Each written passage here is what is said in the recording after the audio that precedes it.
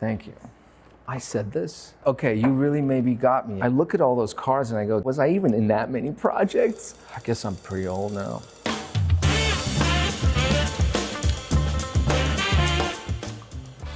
Okay. I never hit her. That's not me. I'm actually a pretty meek guy. She hit me though. Packed a wallop. I said this? Yes, I did say this with like a mustache on. Yes, Jeff Kaluli and I, Tanya. Yeah.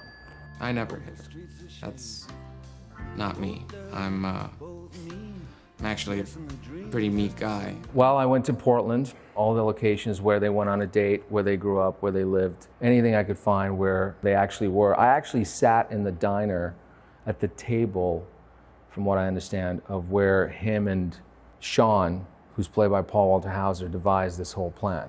Margot was so committed. It was incredible even how much of the skating that she did. And again, we didn't have a lot of time to shoot, but I felt that she was incredibly courageous and very committed towards really making sure that she honored Tanya's experience, and particularly the amount of pain that Tanya carried from the sentencing that was given to her to never, ever be part of the sport again.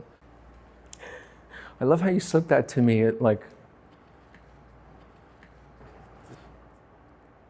I can't afford a waterbed? Well, a waterbed would be like the 80s or the 90s, wouldn't it? A hot tub time machine? No? I can't afford a waterbed. Wow. There's only one man that wanted a waterbed. Tommy Lee, of course. That took a minute. I can't afford a waterbed?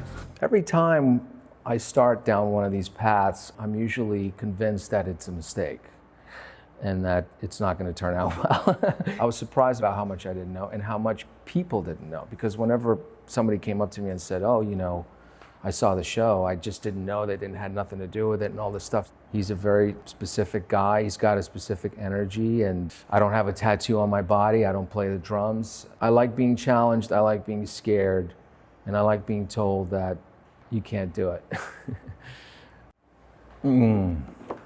Okay. Who the hell is Bucky? The Winter Soldier. Captain America, the Winter Soldier. Who the hell is Bucky? He's always evolving, you know, like the rest of us, I guess. And that's kind of the fun with him now in this new film, because he's surrounded by a very degenerate crew of antagonists. They're not entirely different from him, I guess, in some ways. How am I ever supposed to do anything important if nobody helps me? Sounds like a dramatic movie or something. I don't know.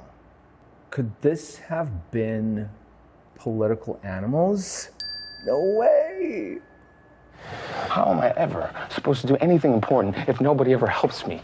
T.J. Hammond was written really specifically. He just wanted to be heard. He wanted somebody to listen to him and to give him a shot. I think we can all kind of relate to that in one way or another. I felt a kinship with that character in a lot of ways, because I felt he was always trying to do the right thing, and he just didn't have the tools to do it. My job, I think, is largely to understand the human being that is underneath all the craziness. And when you do that, at some point you have to kind of put your own moral compass aside and go in there neutral. Yes, hello, Judy. This is Donald Trump.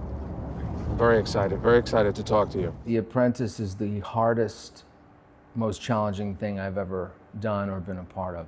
I carried him on my phone, probably 300 videos of him, and I would play it over and over and over and over again until I ended up memorizing a lot of things that he said. The way we were shooting was kind of like a documentary style. We could go to a scene and shoot that day, and Ali, the director, would go, why don't you talk a little bit about Trump Tower, which wouldn't be in the script. So I would have to know that it was 68 stories tall, that it had 3 sides, a waterfall 60 foot, and an awning, and marble from Italy. So it was like I was memorizing what was happening that year and that month, along with other things that he had said, or things I'd heard, to capture the speech patterns so that I could improvise in the moment what wasn't in the script.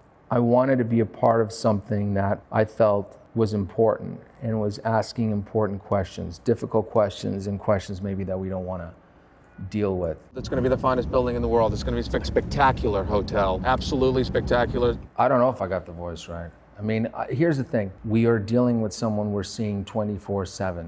Everyone's got an opinion about this person. I watched everything I could find. Anyone that's ever done an impression of him, I've seen it. It definitely helped that I was playing him when he was much younger. And if you go back and you look at those times, he sounded different. He spoke much more clearly. He actually sounded really smart and coherent. I did my best. I don't know. Some people will think that that was good, or some people will think it's shit. I don't care. Oh. It's like, I look at all those cars and I go, was I even in that many projects? I guess I'm pretty old now. I thought you were smaller. I mean, it's gotta be Captain America. The first Avenger? I thought you were smaller. It's wild to think about because I never would have thought I'd be playing the character for basically 15 years. I didn't grow up with comic books, so I got to kind of like fall in love with them at that time. And I was actually amazed how much comic books kind of capture a lot of things about the world in a different way. Even sometimes asking certain questions that we're not able to ask. And I guess I just appreciated that.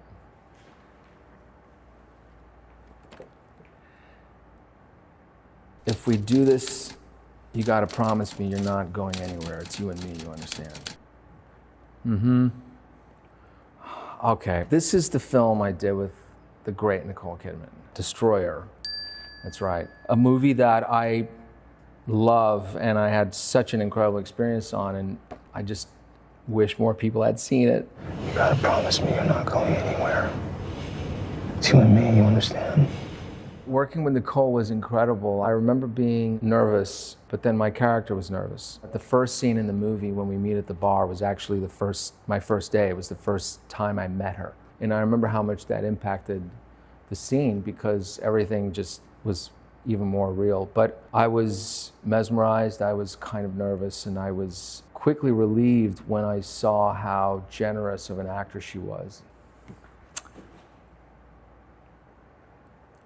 Wow! Ai grijă cu ea, e frumoasă foc, dar e puțin zăpăcită.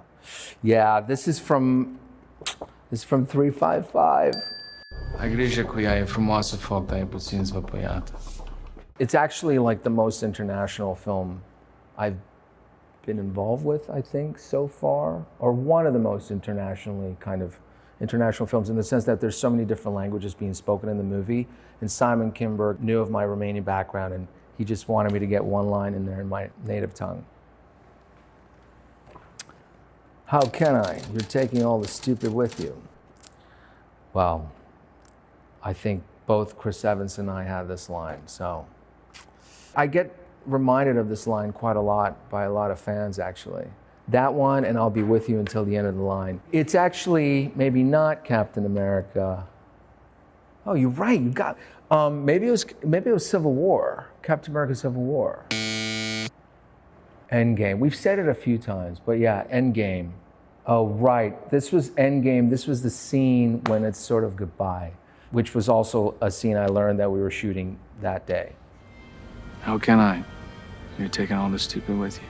The way that we were shooting that movie was really interesting because a lot of us didn't actually get scripts. Some people even got fake scripts. And I remember on the day I turned up, and that was the same day I learned that Anthony was going to become Captain America. And then the next scene we shot was this scene. Thank you. I know you don't want to hear this, but Mark is dead. What an interesting line. Who's Mark?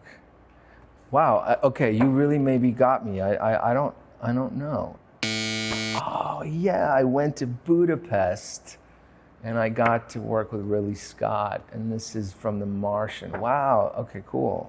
I know you don't want to hear this, but Mark is dead. What was amazing about watching him during the process of that film, and I'll put money on it, nothing's changed, is the amount of excitement and kind of childlike energy that he had. I remember going to Video Village one time, and he was shooting that in 3D. He had like 6 different plasma, like big TVs for monitors, and it was all 6 different cameras, and he was sitting there and he had the 3D glasses, and he goes, roll them all, and he was watching like a madman, like every single take on the different cameras, and I think piecing it together in the moment, you know, it was a genius.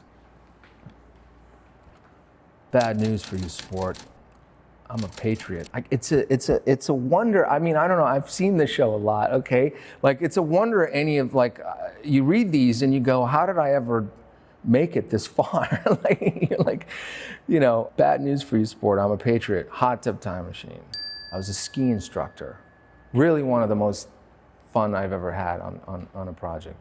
But bad news for you, sport. I'm a patriot. Comedy is so hard. I have tremendous respect for comedians and actors that can do comedy because I just think it's harder sometimes. You have to keep it fresh and it just keeps changing in the moment. It keeps you on your toes and then you can kind of dance with that, hopefully. I remember between John Cusack and Crispin Glover, like, it was definitely, in a way, a dream. You've written this yourself. I know what you're doing. You can't avoid what happened forever. I feel like that's something I could probably say to you now. I know what you're doing. I really hope this is what I once said to Blake Lively. Was it Blake Lively? Yeah, wish it could have been Blair. I know what you're doing. You can't avoid what happened forever. Once in a while, I'm still in a coffee shop somewhere, waiting in line, trying to get like an iced Americano, and I'll just hear Carter Bazin behind me, and I'll just have to slowly turn around, usually amazed that people still remember that character. I always felt like I was the 6th man in that show, you know, like in the NBA, the 6th man is a very key role, but he's never in the starting 5. You know, it was amazing for me to watch what happened to that show, and good friends of mine who I'm still close with from that show, and how popular it got. And sometimes I wish I was part of the starting 5, and other times I was like, well. It was really interesting because I was walking around the city yesterday, and I've walked around the city for so many years, and I've seen these buildings over and over again, and they're still there, and yet so much has changed, you know. It's very overwhelming to kind of like sometimes return to the city for me because I get emotional kind of looking back at how quickly time has gone by, and certainly like sometimes I think about those days, not that I would go back and redo them because I think they went well, but there was something simpler about those days, you know, and it was nice to just have a job in the city and work with your friends and people that you care about. And I think that was a big takeaway for me, I think.